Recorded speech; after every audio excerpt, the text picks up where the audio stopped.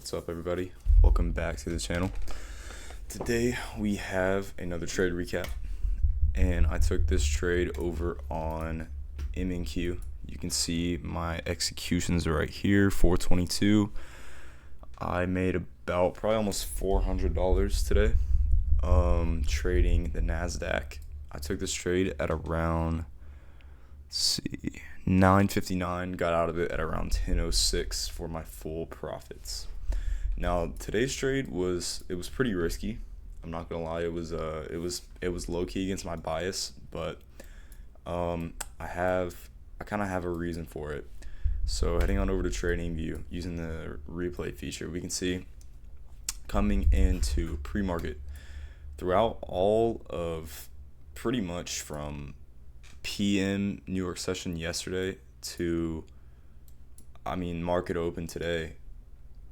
We were just ripping up, and this created a lot of levels of liquidity to the downside because we have pullbacks. So I was looking for either us to come down here, hit these levels, so my bias would be bullish, so I could take longs, or what I would have preferred to happen.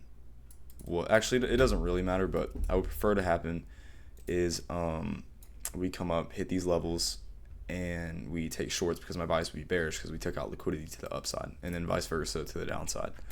But that did not happen today, as yesterday I did not take a trade because we just ripped up the whole day. Like, we didn't have any pullbacks, we didn't have any inverses of fair value gaps. I couldn't take a regular fair value gap continuation because we didn't have any pullbacks, like I said. And I kind of thought about that still being the case today.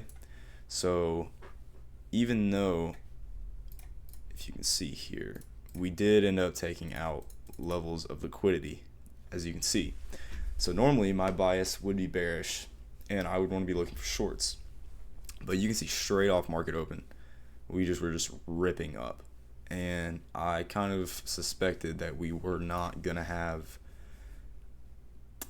selling pressure anytime soon. So I really wanted, this is really risky and I don't ever do this, but I wanted to just take a quick scalp because I had a feeling we were not going to be able to get this inverse right here of this fair value gap. So I wanted to use this fair value gap for a continuation to the upside. So I was going to wait for this candle right here to come down, tap into the fair value gap, and then bounce up to show that buyers are still in control, which you can see we did right here. And try to get a little more precise. You see, we came right back down into the fair value gap. We bounced off it from this candle, came right back down into it again.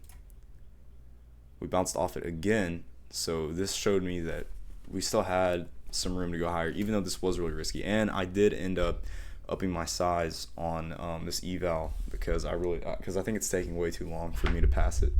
So I did end up going from about like 6 contracts max to about 8, and I did 8 today. So I made like a decent amount off of I think it was like a 30-point move. So yeah, we can see we bounced off of the fair value gap, and I took my entry at, let me see, 18,232, which I think is where I have it on here. Yeah, 18,232, which was kind of a late entry, but price was kind of, actually, I'm not gonna lie, price was moving pretty good. I kind of just hesitated a little bit. So usually I'd wait for about a 30-point bounce, which would have been like right here. But I ended up getting at a 34-point bounce, which isn't horrible, but my entry could have been a little better. But I did kind of hesitate, like I said, because this was a pretty risky trade because we had already taken out liquidity to the upside, and I was trying to take longs, which is really risky, and I would not recommend doing that. But yeah, so I'm not gonna be able to like enter off of this, but you can see we had this pullback, and we still look like we're gonna continue going up. So I was relatively confident, and we broke this high right here. So I kind of knew that buyers still had some room to keep going.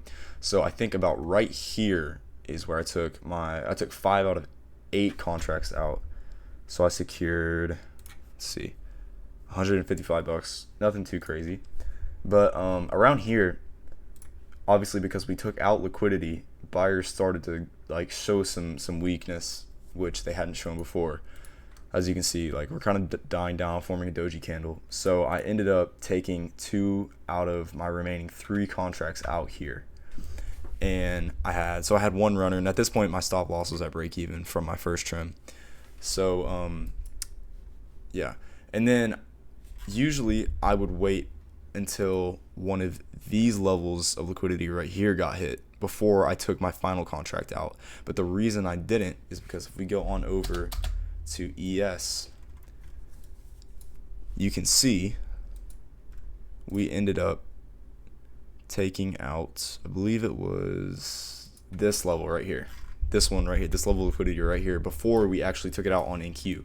So I did not want us to form an SMT, and then even though my stop loss was at break even and I wouldn't have lost anything, I don't really think there was a point in like just not taking profits right there. So I just didn't really want to risk it. So I just ended up taking my full profits when ES took out this level of liquidity. So heading on back over, I would definitely not recommend doing this. I just did it. This is very risky, but I did it because I did not see us inversing this gap right here anytime soon. But usually I would look for shorts because we took out liquidity. Usually what would happen is we would start coming back down. We'd inverse this fair value gap. Now I would target this level, and then the other levels down there. But like I said, buying pressure was really kicking in, so I didn't suspect us coming down anytime soon. But yeah, this is not a normal thing for me. So that is going to be the trade review today. Let me know if you guys want anything, any new videos, any like new ideas, any tips, something that can just help the channel overall. Let me know down in the comments, and I'll see you on the next one.